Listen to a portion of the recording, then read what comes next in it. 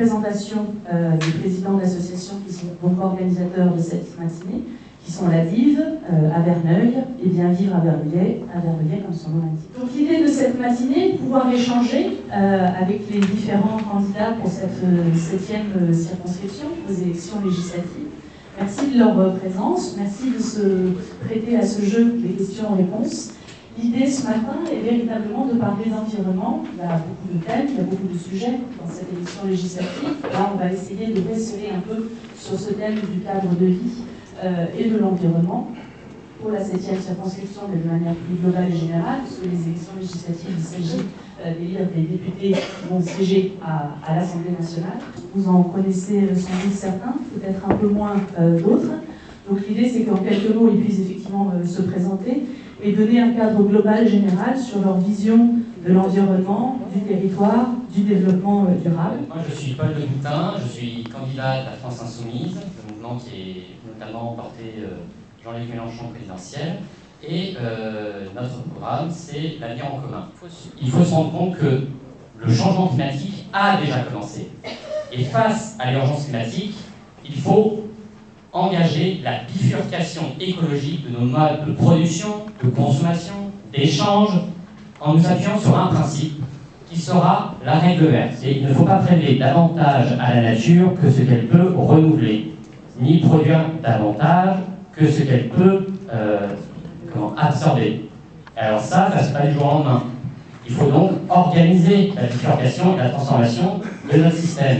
Et nous proposons, pour l'organiser, de mettre en place ce que nous appelons la planification écologique, se donner des objectifs et voir comment est-ce que nous allons pouvoir changer tous nos modes de production. De quoi avons-nous besoin? Avons-nous suffisamment de personnes formées? Avons-nous des infrastructures suffisantes? Où devons-nous mettre des investissements qui vont nous permettre de passer à un système qui sera écologiquement soutenable? Et donc, nous appuyons notamment sur le projet Négawatt, de transition énergétique, passage à 100% d'énergie renouvelable, et sur la relocalisation de l'activité. Il faut se rendre compte également qu'il y a tout un tas de projets, d'autres projets dans la zone, et tous ces projets sont liés. C'est-à-dire que c'est un peu comme les rondelles d'un saucisson. Chaque projet, c'est une rondelle, vous les assemblez, ça vous refait le saucisson en entier. Vous commencez, par exemple, à regarder le port d'Achères. Le port d'Achères, derrière, il y a la 104. Derrière, il y a le canal Seine-Nord-Europe. Le port d'Achères est également lié au pont d'Achères. Le pont d'Achères, ensuite, c'est lié au port industriel de Triel. Et pour la 104, il y a le viaduc de la Moncian. Bref, quand on commence à tirer sur un projet, on rend compte que derrière, il y a tous les autres. Et du coup, par rapport à ça, la vraie question, c'est est-ce que ces projets sont vraiment utiles aux gens? Et pour le savoir, il faudrait quand même demander l'avis aux gens, et plus que demander l'avis, il faudrait surtout faire en sorte que tenir compte de l'avis des gens. C'est-à-dire que moi j'ai participé par exemple au débat public sur le port d'Achères, bon, c'est la concertation. Alors on nous demande notre avis, on s'exprime, plus majoritairement dans la salle on est plutôt bon, on sait très bien. Et après on lit le rapport de la commission, et on nous explique que majoritairement il y avait l'assentiment de ça, et tout ce qui est très bien. Du coup, là, de ce point de vue-là, il y a un problème. Il y a un problème, c'est que la majorité des gens n'a pas été concernés, n'a pas été consultés, et ceux qui ont été consultés et ceux qui se sont rendus à la consultation, majoritairement, ont dit qu'ils n'étaient pas d'accord. Donc, il va falloir, pour tous ces projets-là, revoir d'abord leur utilité sociale, leur utilité écologique, et faire en sorte qu'ils soient pris et qu'ils soient acceptés de façon démocratique. J'ai entendu tout à l'heure que M. Richard avait dit les députés n'ont pas la main.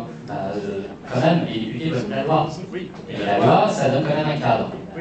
Donc, à partir de là. On ne change pas le cadre tous les matins. Non, mais quand même, vous pouvez changer de cadre. Non, pas tous les matins. La vraie vie, c'est pas tous les matins. La vraie vie, c'est pas tous les matins, mais sur 5 ans, je pense que vous pouvez quand même le changer au moins une fois. J'aurais aimé qu'on le fasse. Ouais. On l'a pas Donc, fait. déjà, première chose. D'accord, on l'a pas fait en 5 ans. Oui, ensuite, par rapport au PSMO, PSME, tout ça, oui, effectivement, tout est fait pour morceler les projets, et à chaque fois qu'on vient et qu'on dit mais attendez, c'est quand même lié, on dit ah non, non, mais on ne peut pas en parler. Je sais, j'étais présent aussi à la concertation sur PSMO, et nous on avait cette position-là, on disait mais attendez, PSMO, c'est lié au port Seine Métropole Est, au port à conteneurs, c'est lié à la 104. À chaque fois on disait ah mais non, c'est pas le cadre, on peut en parler. Oui, mais alors il existe où le cadre, on peut en parler. Donc, par rapport à ça aussi, au bout d'un moment, il faudrait qu'on soit honnête, et il faudrait que dans les lieu de concertation, on annonce clairement la couleur. À chaque fois, oui, c'est lié à tel projet, c'est lié à tel projet, on l'assume. Au moins, à la tribune, M. Bédier avait assumé. Il avait dit, moi je suis pour le bétonnage du nord des Yvelines. Voilà, je cite, il avait dit, le nord des Yvelines n'a pas vocation à être la réserve naturelle des Parisiens. Il avait dit ça mot pour mot. Bon, lui au moins il est honnête, il avait annoncé clairement la couleur. Ensuite, par rapport, j'ai entendu aussi que... Et oui, il avait dit ça. Première réunion publique. Première réunion publique. Enfin, il est honnête par rapport à ça. Ensuite, j'ai entendu souvent un peu cette idée binaire. Soit on refuse ces projets et forcément on est fermé, pessimiste, on veut rien, on veut pas d'emploi, soit il faut tout accepter. Ben non, il y a d'autres alternatives. Je veux dire, cet argent-là, on pourrait l'utiliser pour créer de l'emploi local, notamment dans la transition écologique. Alors là, il y a plein de choses à faire. Il y a la transition énergétique. Ça aussi, faire de l'énergie renouvelable, c'est des trucs locaux. On peut aussi faire tout ce qui est recyclage.